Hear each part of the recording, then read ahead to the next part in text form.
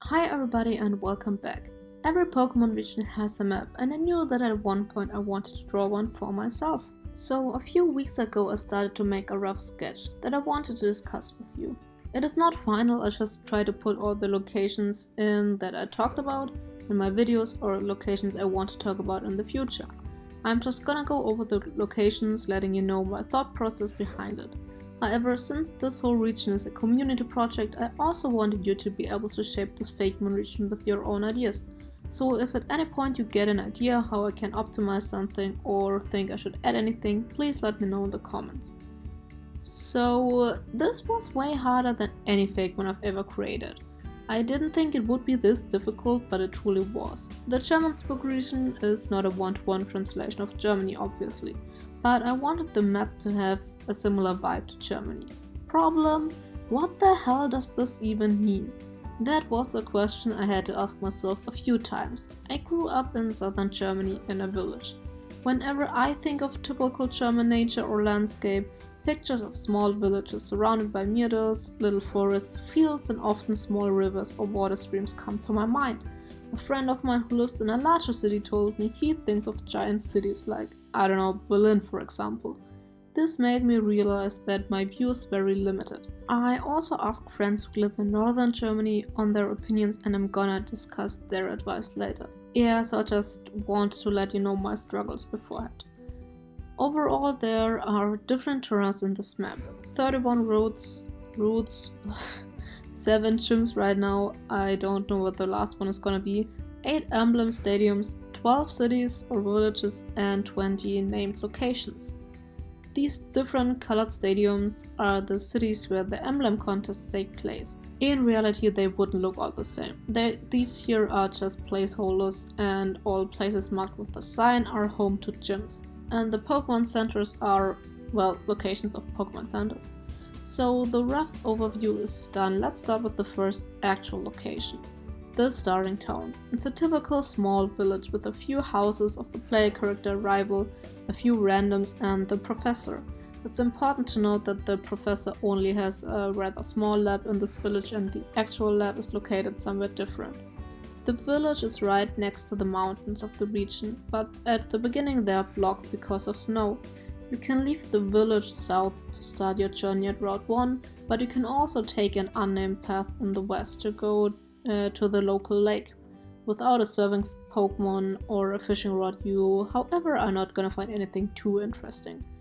If this was a game, it would be relatively open world, so you would have the possibility to leave on Route 25 and 26 in the north.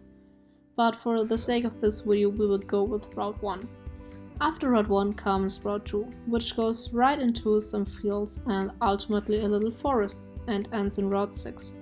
At the beginning of Route 6 lies the first gym. I wanted this first city to be a small city, to not overwhelm the player. In this city you can face the first gym leader Wolf and his team. After that you can head out west to Route 7. Right next to this lies the second gym. And I know this is very close to Gym 1, but technically you don't have to do the gym fights right away, and for story reasons it makes sense. Gym 2 is located in Atwell, behind the Slaughterwinger residence, where we can fight Aureo Slaughterwinger, the second gym leader. He and his family are living in a large castle with a beautiful garden, which you can explore if you befriend Aurel. Now we explore Route 8, which is again surrounded by fields and a few widespread trees. There are also some monument for the Gridlock box art legendary. Don't ask me what the SCAL meant, I don't know, I have no idea why I wrote that on it. If you finish this route you end up at a wildlife reservoir, which is also home to Gym 4. I haven't finished the gym leader, but you hopefully remember the Fakemon for it. South through this gym is a gigantic forest, which I imagine to be a wild area. You're only allowed to go in there and catch Fakemon if you defeated the gym leader and earn her respect.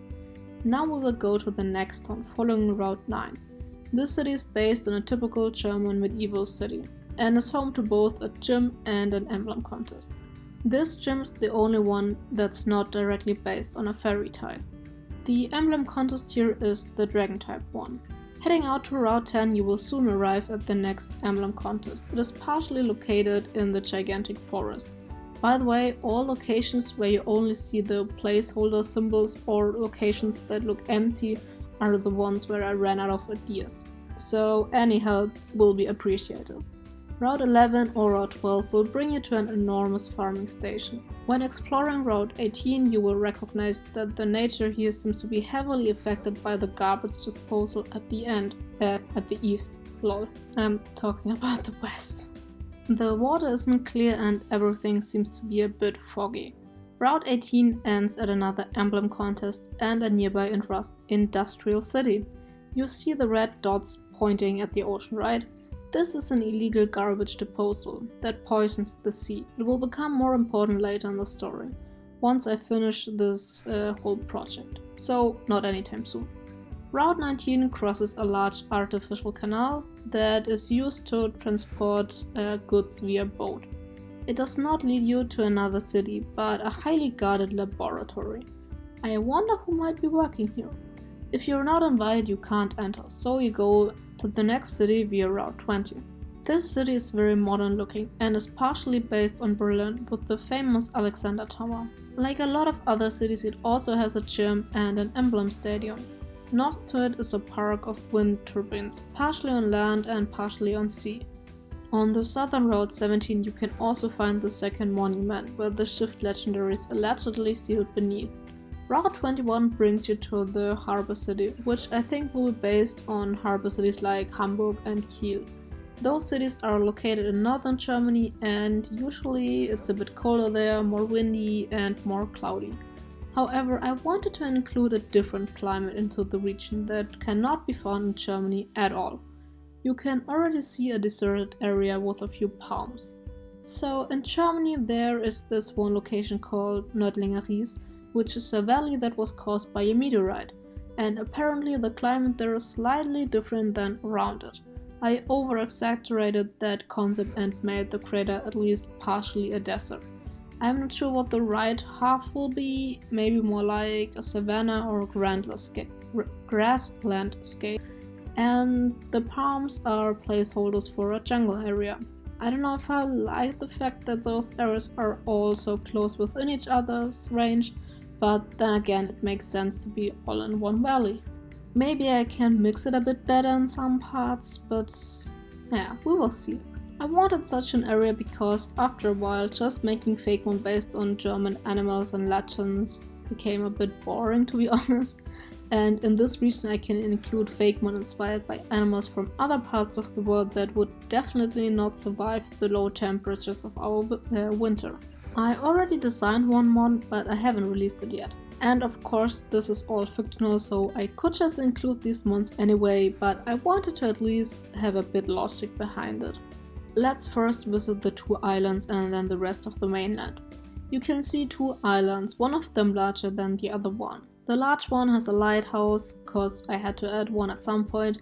The other one has a few palms. I wanted something similar to the pirate island from Assassin's Creed 4.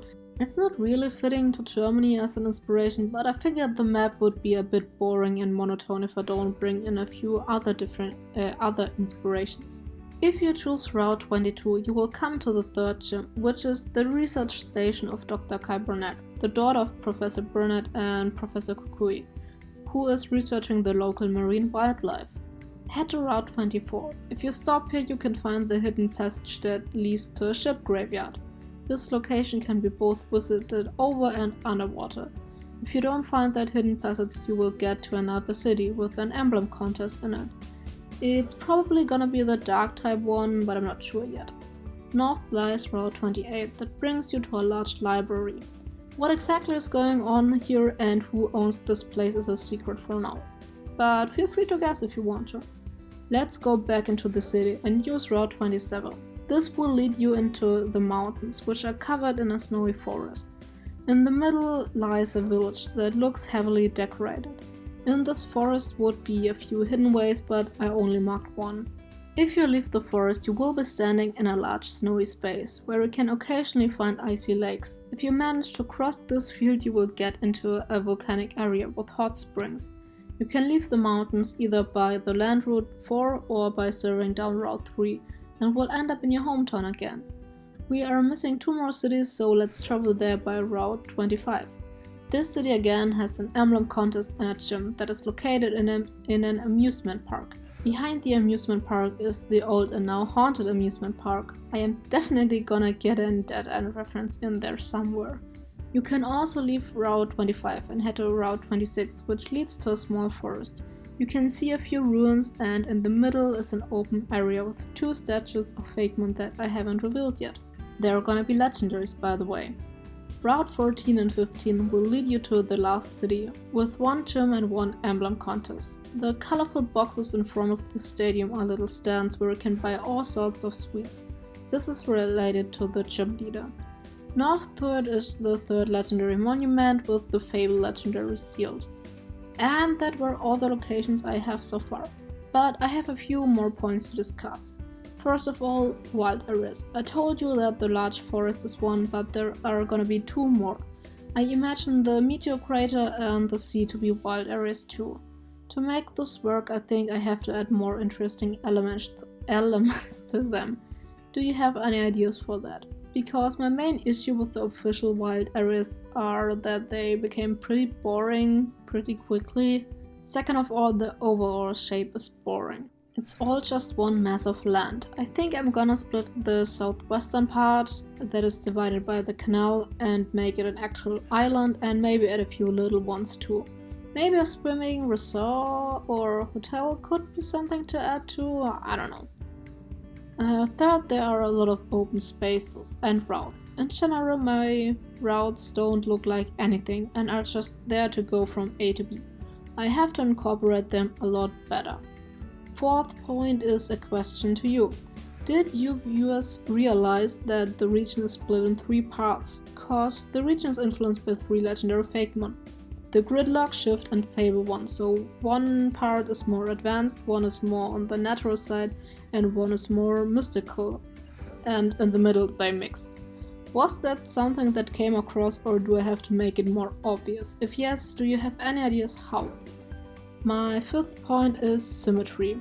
The laboratory and library are supposed to mirror each other, but I think I have to make it more subtle. The last point is, I definitely missed a few things I wanted to add in the final map. I want to have a swamp area, but I totally forgot about it. A friend reminded me that we have swamps in Germany, so those have to go somewhere.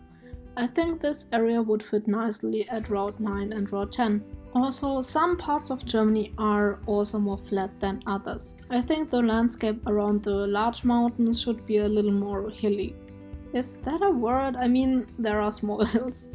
Also, I forgot to include the 4 monuments for the Elite Formons. Have to add those in the future. So I think that's all I have on my mind right now. Is there anything you would like to see in the Jermanzburg region map? I figured having a map that does not force you to go on one direction would give the player more options for a unique gaming experience, but I don't know if it was the right choice. What do you think? Please let me know in the comments, leave a like and subscribe to my channel to see what the Jermanzburg region will turn into. See you in the comments!